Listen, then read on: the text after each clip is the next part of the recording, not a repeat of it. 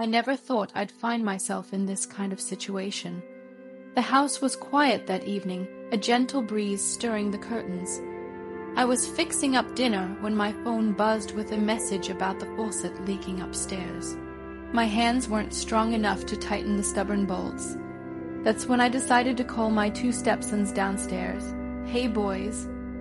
I called, trying to sound casual. "Can one of you help me upstairs with the sink? It's dripping again." Ethan appeared first, rubbing his sleepy eyes, then James followed, his broad shoulders filling the doorframe. "Of course." James said with a small grin, "We can help. What do you need?" I led them up the narrow staircase, feeling their presence close behind me. The house was dim, except for the soft yellow light of the hallway, and I felt my heart quicken without understanding why. In the bathroom, they moved easily around me, looking for tools. I stood leaning against the counter, hands trembling a little as they checked the pipe under the sink. Every move they made was confident, strong hands reaching, turning wrenches, brushing close as they worked. "You're sure you didn't do this on purpose?" Ethan joked playfully, looking up at me with a spark in his eye. I felt my face flush at the way he held my gaze. His lips curved into that teasing smile. "Of course not," I replied, my voice quieter than I intended. James shifted closer, his hands still damp from the leaking water. "You know," he murmured, his voice low, "you can always call us for anything, even if it's just to have us around." That sent a strange thrill through me. Standing between them like this, feeling their heat and energy so close in this small space, I realized something had changed, something unspoken, electric. Once the faucet was fixed, they didn't rush away. Instead, they stayed, leaning against the sink, their shoulders brushing mine. "You work too hard," James said softly, his eyes fixed on me. "You deserve a break." Ethan agreed, voice equally warm. A shiver ran up my spine. Maybe it was the softness of their voices or the way they were looking at me, but I felt like I was seeing them in a new light. Strong hands, kind hearts, and a glint of desire I hadn't noticed before. "You boys are sweet," I managed, my hands fidgeting with my necklace as they stepped closer.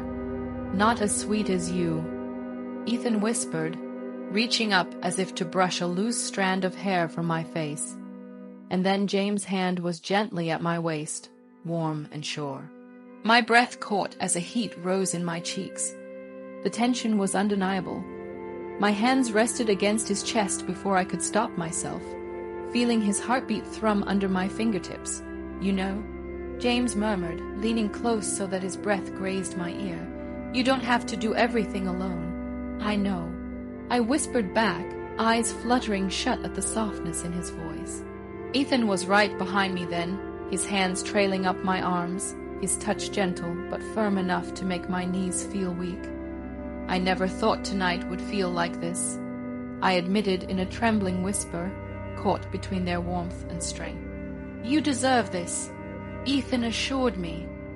The bathroom was so small, yet it felt like the world had narrowed down to just the three of us, hearts racing together as hands moved slowly, carefully, respectfully, igniting sparks I hadn't known I could feel.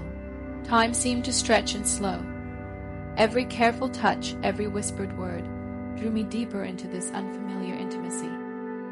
James' hands cradled my face as he kissed me softly at first, then with a gentle hunger that sent shivers through me. Ethan's hands glided lower, his lips brushing my shoulder, his breath warm against my skin. There was an honesty in the way they held me, no rush, no hesitation, only a sense that they wanted this moment to last. My fingers tangled in their hair as my body responded instinctively to their closeness. My lips parting under James' kiss.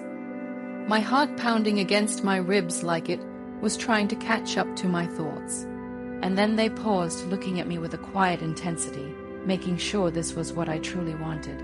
"Yes," I whispered, my voice trembling but certain. That was all they needed.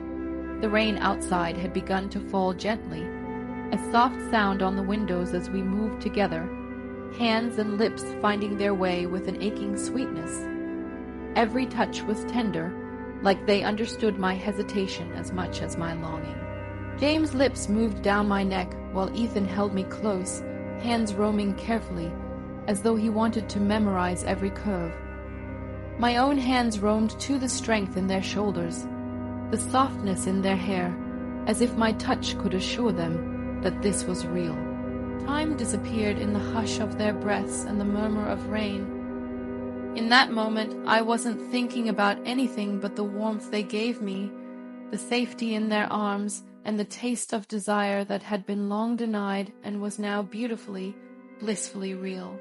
And when we finally broke apart, tangled together in the faint light, my heart was as full as my hands, forever changed by a single, unexpected evening that began with a simple call for help and ended with something none of us would ever forget.